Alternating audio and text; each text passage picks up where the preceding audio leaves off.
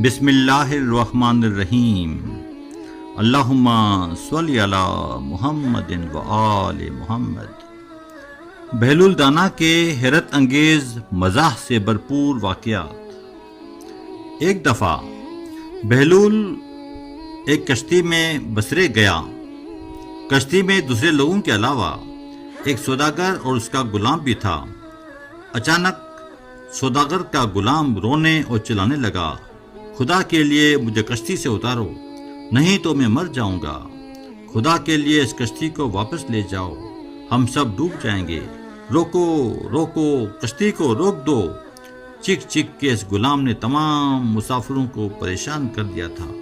تمام لوگوں نے سمجھایا، لیکن بہلول کے سمجھانے کے باوجود بھی یہ غلام سمجھا نہیں۔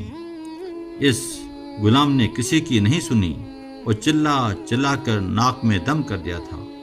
بہلول نے غلام کے مالک سوداگر سے کہا، اگر آپ اجازت دیں تو آپ کے غلام کا خوف دور کر دوں، بیچارہ بہت پریشان ہے۔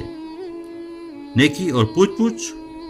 بہلول نے قریب بیٹھے ہوئے لوگوں سے کہا، بھائیو، تمہیں زحمت تو ہوگی، ذرا اس بیچارے غلام کو اٹھا کر سمندر میں 3-4 ڈبکیاں تو دلوا دو۔ لوگوں نے آسرا ہی نہیں کیا، فوراً پکڑا اور سمندر میں 4-5 یکے بعد دیگرے ڈبکیاں دلائیں۔ ابھی وہ غلام بچاؤ بچاؤ کا شور مچانے لگا تھا۔ لوگوں نے اسے واپس کھینچ لیا۔ غلام نے ہانپتے کانپتے اپنی ناک اور منہ سے پانی نکالا اور کونے میں چوپ چاپ بیٹھ گیا۔ بہلول مسکرایا اور بولا، اس بیچارے کو کشتی کے آرام کی قدر و قیمت کا اندازہ ہی نہیں تھا۔ اب یہ سمجھ گیا ہے کہ سمندر کے مقابلے میں کشتی کتنی محفوظ ہے۔ ایک دفعہ ہارون کے وزیر نے مزاحاً بہلول سے کہا، بہلول، مبارک ہو مبارک ہو، ابھی ابھی حکم آیا ہے، خلیفہ نے تجھے کتوں، مرغوں اور سوروں کا امیر اور حاکم بنا دیا ہے۔ بہلول نے فوراً رعب سے بولا، خبردار، اب آپ ہمارے حکم سے سرتابی کی حجرت نہ کرنا۔ آج کے بعد آپ بھی میری رعایا ہو، کیونکہ آپ لوگوں کی حرکتیں بھی کتوں، مرغوں اور سوروں جیسی ہیں۔ بہلول نے یہ بات اتنی بے ساختگی کے ساتھ کہی کہ کوئی بھی ہنسی پر قابو نہیں رہ سکا، اور وزیر بہت زیادہ شرمندہ ہوا اور فوراً چلا گیا۔ ایک دفعہ ہارون رشید کسی خاص بات پر بہلول سے بہت خوش تھا اور حکم دیا کہ اسے 1000 اشرفیاں دی جائیں۔ بہلول بولا، میں نے اشرفیاں کیا کرنی ہیں سرکار، میری شرط تو کچھ اور ہے۔ ہارون نے کہا، شرط بتاؤ، ہم تمہاری ہر خواہش پوری کریں گے۔ تکبرانہ لہجے میں ہارون نے بات کہی تھی، میری شرط یہ ہے علی جا، مکھیوں کو حکم دیں کہ وہ مجھے نہ ستایا کریں، مکھیاں مجھے بہت تنگ کرتی ہیں۔ بہلول نے بڑی سنجیدگی کے ساتھ درخواست کی تھی۔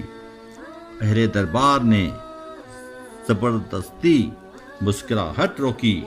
ہارون بغلیں جھانکنے لگا اور بولا، مکھیوں پر کیسے حکم چلاؤں؟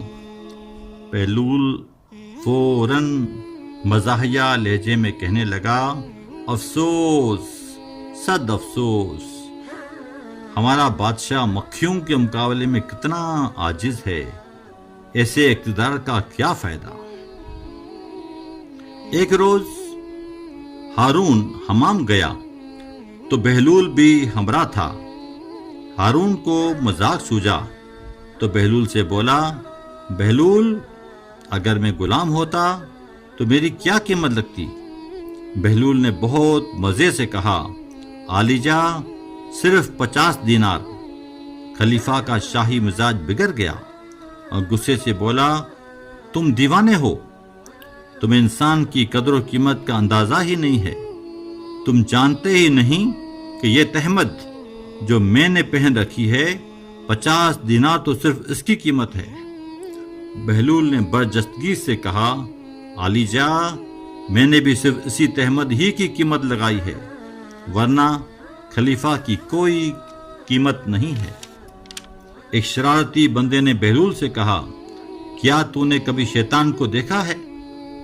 میرا بہت جی چاہتا ہے کہ میں شیطان کو دیکھوں۔ بہلول بولا، تیری یہ خواہش تو بڑی آسانی سے پوری ہو سکتی ہے۔ وہ کس طرح؟ اس نے پوچھا۔ بہلول نے جواب دیا، گھر میں آئینہ تو ہوگا، اگر نہیں تو اپنا منہ صاف پانی میں دیکھ لینا، تجھے شیطان کی زیارت ہو جائے گی۔ وہ شخص ایسا شرمندہ ہوا کہ فوراً سر جھکا کر بھاگ گیا۔ ایک دفعہ امیر کوفہ اسحاق بن محمد صباح کے یہاں لڑکی کی ولادت ہوئی۔ پتہ چلا کہ وہ لڑکی کی پیدائش پر بہت رنجیدہ ہے، نہ کسی سے ملتا ہے اور نہ ہی مبارکباد وصول کرتا ہے۔ بہلول اپنی گدری شانے پہ ڈالے اس کے یہاں پہنچا اور بولا، اے اسحاق، میں نے سنا ہے کہ تو لڑکی کی ولادت پر بہت افسردہ ہے، نہ کھاتا ہے نہ پیتا ہے۔ وہ بولا، کیا کروں، کچھ کرنے کو دل ہی نہیں چاہتا، مجھے بیٹے کی بڑی آرزو تھی مگر افسوس۔ بہلول نے بے ساختگی سے کہا، کیا کمال ہے، تو اس پر راضی نہیں کہ اللہ نے تجھے صحیح و سالم بیٹی دی ہے؟ اگر وہ تجھے پاگل بیٹا دے دیتا تو پھر تو کیا کرتا؟ اسحاق کو اس کی بات سمجھ میں آ گئی، خدا کا شکر بجا لایا اور اللہ کی رضا میں راضی ہونا سیکھ لیا اور بہلول کا شکریہ ادا کیا جس نے اسے یہ حکمت سمجھائی۔ اللہ نگہبان۔